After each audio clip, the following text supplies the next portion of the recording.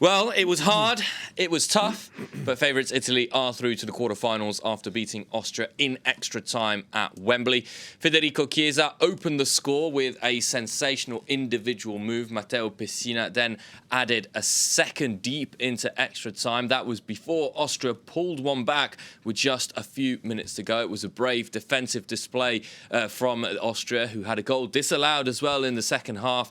Arnautovic just offside. Roberto Mancini's team continued their unbeaten run, setting a new record of 31 games unbeaten. James, it took Italy a long time, but they got the job done. Yeah, they did. And I think in nerve-wracked Italian fans, we can include you, Simon. That was the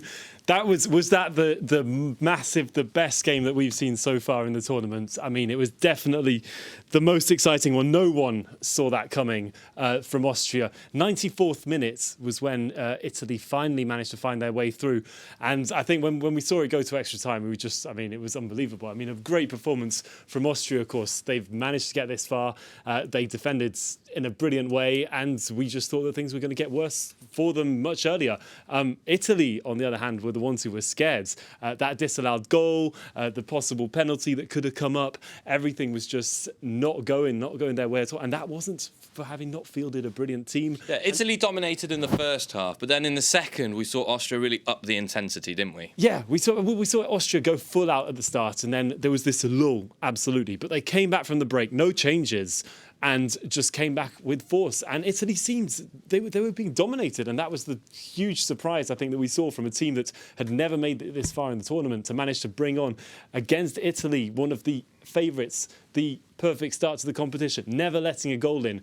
One game went in, it was ruled offsides, but huge surprise for everyone. And I'm sure Austrian fans will be disappointed, but a magnificent result in any case for them getting this far today, absolutely. I think, we definitely saw the core of their defence, that Bundesliga defence that we were talking about, stopping the Italians from breaking through for so long, and they sat back, they did that brilliantly, and it got them this far, and, disappointments, but great game, and great game to watch, that's for sure. If we look ahead at Italy's half of the draw, James, you've mentioned it, they've just conceded the first goal of the tournament. But if we look at that draw, did the Italians show some frailties, and was it good for them to be tested in this way before a potential match against either Belgium or Portugal? Oh, I think they needed it because they had quickly this swift go through the group stages, but the next games to come are going to be even bigger fixtures.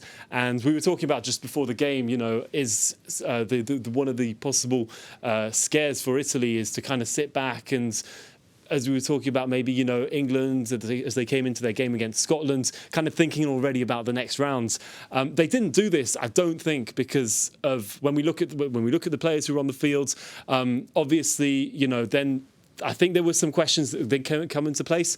Verratti, who was back on, he was then subbed. Well, Locatelli coming in for him afterwards, and maybe questions there as who's going to be starting in the next game. It's going to be. It was definitely a test for them. They're definitely learning more and more by every game, and yeah, it's great side to watch. We'll have to see how this Italian side develops. We'll